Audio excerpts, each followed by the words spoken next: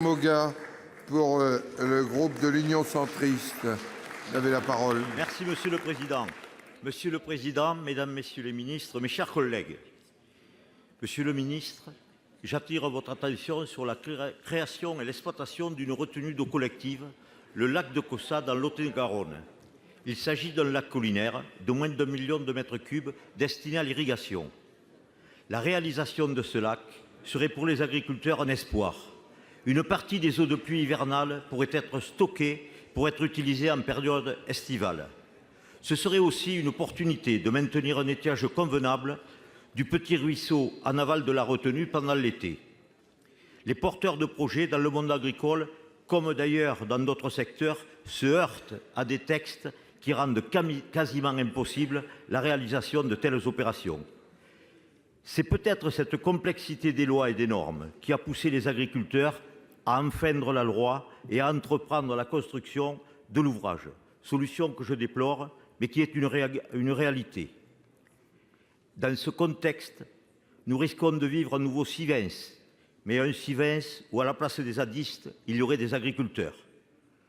Maintenir la paix sociale avec le monde agricole avant qu'il ne soit trop tard est une priorité absolue, Monsieur le ministre. Les agriculteurs sont des gens respectables, qui doivent irriguer leur culture pour nourrir la population. Aujourd'hui, ils doivent faire face à d'importantes mutations comme jamais. Ils sont à bout. Je vous demande donc, quelles mesures vous envisagez de prendre afin de résoudre ce problème et d'en sortir par le haut? Enfin, vous le savez comme moi, le changement climatique est malheureusement en marche. Le monde rural va vivre des périodes de sécheresse de plus en plus importantes. Aussi, envisagez-vous d'adapter la loi sur l'eau afin de mieux répondre aux défis majeurs qui nous attendent? Merci. Pour vous répondre, la parole est à François de Rugy, ministre d'État, ministre de la Transition Monsieur écologique. le Président, Mesdames et Messieurs les sénateurs, Monsieur le sénateur Moga, vous avez raison, la question de l'accès à l'eau est un des enjeux clés des effets du dérèglement climatique et particulièrement dans la grande région sud-ouest où on constate déjà aujourd'hui tous les ans de graves déficits en eau.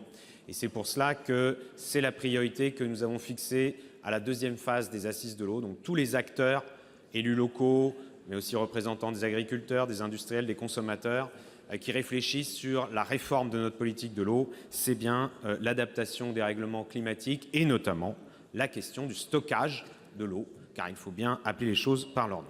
S'agissant de la situation à Caussade, je tiens à rappeler que ce projet n'a jamais pu apporter la preuve de sa compatibilité avec le schéma d'aménagement et de gestion de l'eau, le fameux SAGE que tous les élus locaux connaissent bien, et le respect des directives européennes en vigueur.